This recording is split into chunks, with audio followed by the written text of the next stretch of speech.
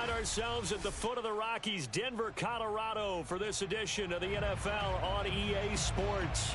Just a short time ago, sounds loud enough to reverberate across the Rockies. They're ready for football in Denver as the Broncos get set to do battle with the Houston Texans. The calendar has turned to December, and we're in the home stretch now as we're underway in Week 13. And we will not see a run back on the opening kickoff. This will be a touchback.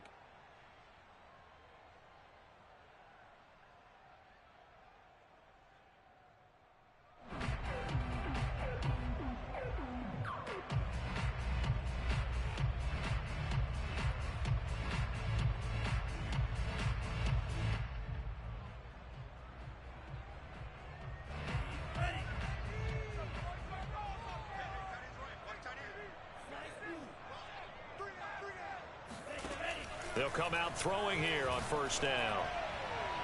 And his first pass is incomplete. And, CD, you look at this defense, what kind of pressure are they under trying to stop a team that has won 5 games in a row? Well, to me, it makes their job harder because you know you're going up against an offense that's playing at an elite level. And sometimes you can get too caught up in trying to play the perfect game. You're trying to be too precise, too fine, instead of just letting it rip. And he's free going down the left side. It's a foot race. And he is finally out of bounds all the way down at the 30. A big play there on the catch and run. Brandon, we've both been around the game long enough that we know that in pregame, defenses are pretty amped up, aren't they? I mean, they're pounding lockers, and they can't wait to get out there. But when you hit them with some big pass plays early, it takes the starch right out of them. They'll look to throw now on first down. Into the hands of Patrick left side. They'll contain him to just 4. Second down.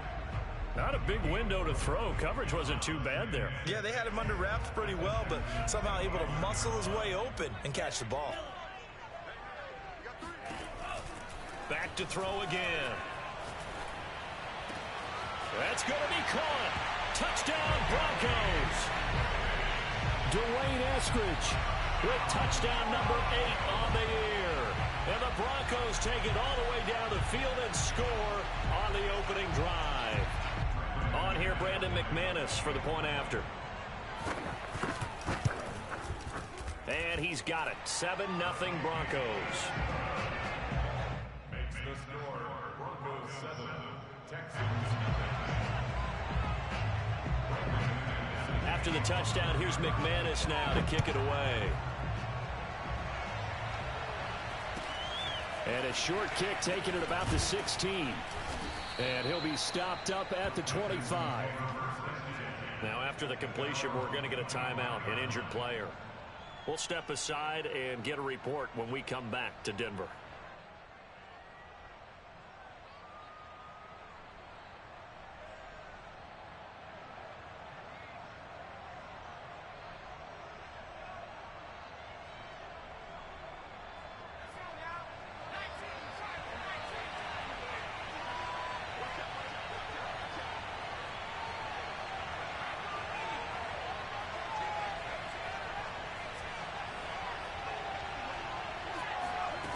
They'll try and start this drive in the air.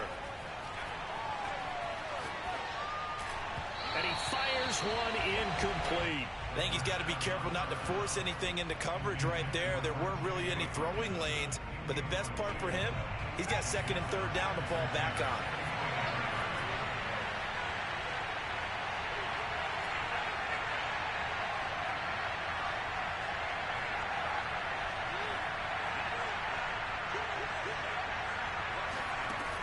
He'll try again with the arm here on second down. Forced out to his left. Now he'll throw deep left side. Rifles one, and that's going to be intercepted. Picked up by Gary and Conley. And the Broncos are going to have it here as they'll start at their own 24-yard line. The Broncos take over first and 10 at their own 24-yard line. Denver offense at the line, ready to go. And they come into this one riding that nice long win streak. And remember, next weekend is an open week for them. So if they can get the win here, a lot of momentum into that time off. It certainly is. And if you're wondering if anybody's saying, boy, this is coming at a bad time, we want to keep playing, The answer can be yes, because when teams are on a hot streak, they want to keep going. But what the veterans are telling the young guys in the locker room, an open... And the defense loses him. It's complete. And he makes it all the way down to the 13-yard line. A huge play there for Denver. A real field flipper there as all of a sudden they've got a first down in the red zone.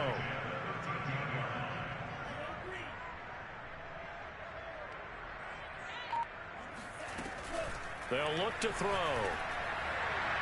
And that's going to be incomplete. Yeah, that one sailed on him. You've got to make sure you give your receiver a chance to come down inbounds because they are very gifted. They'll make the circus catches, but if they make them out of bounds, that does you no good.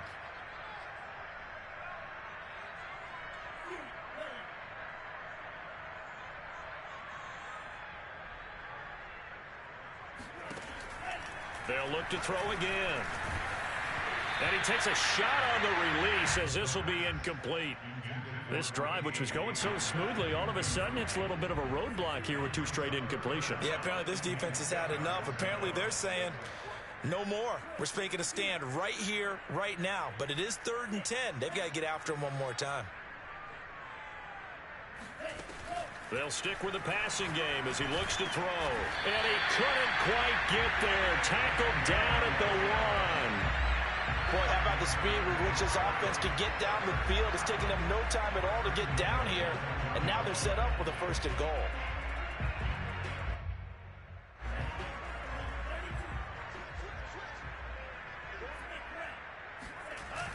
Johnson diving for the end zone, and he is in. Touchdown. So it was the passing game that got him down here, but closer to the goal line, it's the running game that gets him home. Certainly appears that they lulled the defense into thinking that the passing game was going to be it the entire drive. Nice change up there going to the running game to get him over the goal line. Now McManus for the extra point.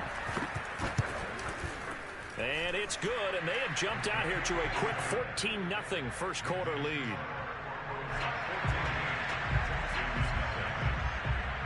After the touchdown, here's McManus now to kick it away.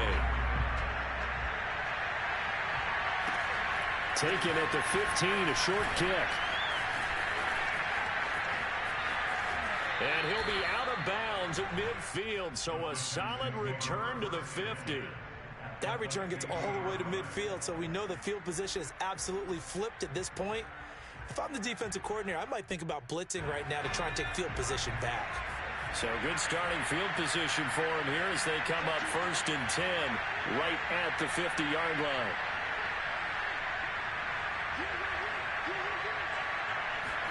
Trying to shake off the interception. He'll look to throw. Airing it out deep for Smith. That one tipped, and it's incomplete. Well, good hands there defensively. That's 2nd down.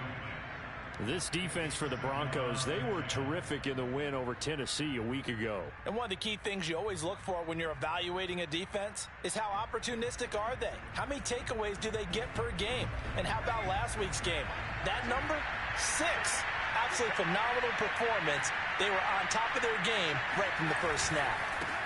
The former 2nd-round pick, this is Joe Mixon. And once again, not much running room, if any at all.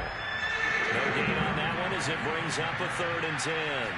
He shows you right there, he can do more than just cover in the secondary from that free safety position. Yeah, the evolution of position has really been significant, hasn't it? Because a lot of teams no longer have a free safety, strong safety designation. They just have safeties. So wherever the ball is, one can be close to the line of scrimmage, one can be deep, and vice versa.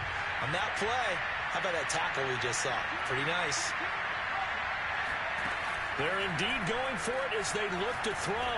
Looking here for Smith downfield. And he fires one that's intercepted. Picked up by Xavier Howard. And he will take this across midfield and down to the 48-yard line.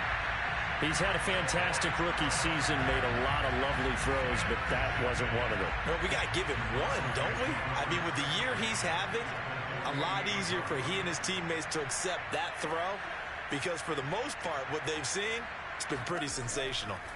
They'll come out throwing here to start the drive. Throwing the out route incomplete. It's Williams.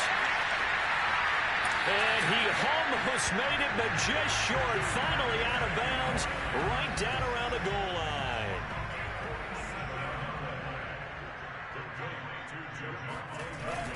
They'll run it with Johnson. And he'll take it into the end zone for a Denver score. Ty Johnson with his second.